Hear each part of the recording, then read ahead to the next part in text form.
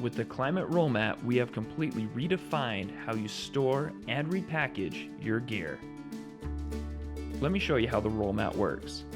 Simply unbuckle the two compression straps, unfold the caps, and roll the gear out.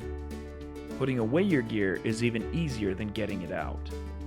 Simply put your gear or tent on the stuff sack along with any poles and stakes, and roll the gear or tent up inside of the stuff sack.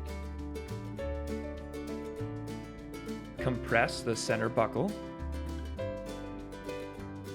Fold the end caps over each end.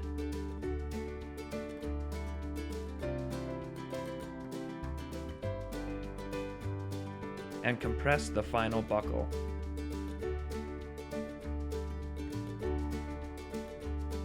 The roll mat stuff sack is found standard on all Klymit tents.